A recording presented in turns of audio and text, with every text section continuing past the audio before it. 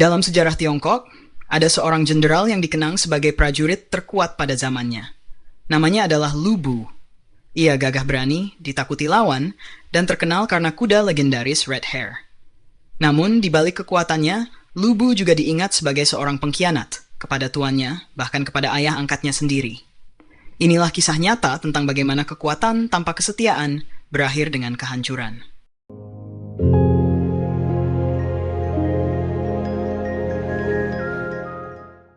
Lu Bu lahir di Bing Province, bagian utara Tiongkok. Sejak muda, ia dikenal gagah, ahli memanah, dan mahir menunggang kuda. Bakatnya membuat ia diangkat sebagai pengawal oleh Ding Yuan, seorang pejabat penting. Ding Yuan bahkan menjadikannya anak angkat karena begitu percaya pada kekuatannya. Ketika itu muncul tokoh ambisius bernama Dong Zhuo. Ia ingin merebut kendali istana dinasti Han. Dong Zhuo melihat potensi Lu Bu. Sebagai umpan, ia memberikan hadiah seekor kuda legendaris, Red Hare, kuda tercepat pada masanya.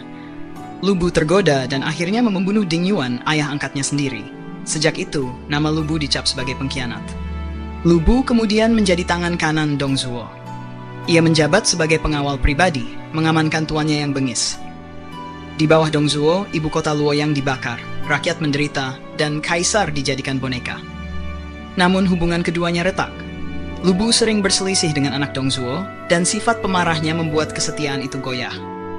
Akhirnya dengan bantuan pejabat Wang Yun, Lu Bu sendiri yang menikam Dong Zhuo hingga tewas di istana. Lu Bu kembali mengkhianati ayah angkatnya. Setelah kematian Dong Zhuo, posisi Lu Bu goyah.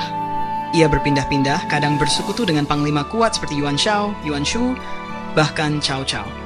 Namun sifat angkuh dan ketidaksetiaannya membuat tak seorang pun benar-benar mempercayainya. Meskipun gagah di medan perang, ia gagal membangun hubungan politik yang kokoh. Kekuatan pribadi tak cukup untuk membuatnya bertahan. Akhirnya, Lu Bu menguasai kota Xiapi dan menjadikannya pusat kekuatan. Namun, musuh-musuhnya bersatu. Pada tahun 1098 Masehi, Cao Cao bersama sekutunya Liu Bei mengepung Xiapi dengan pasukan besar.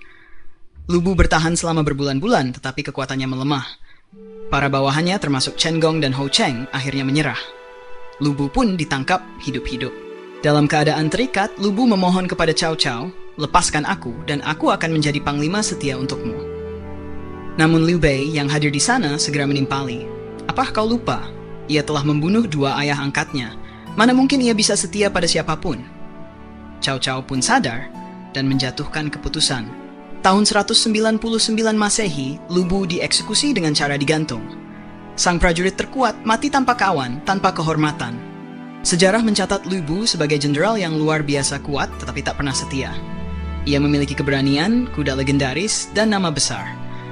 Namun, karena pengkhianatan demi pengkhianatan, semua itu tidak mampu menyelamatkannya.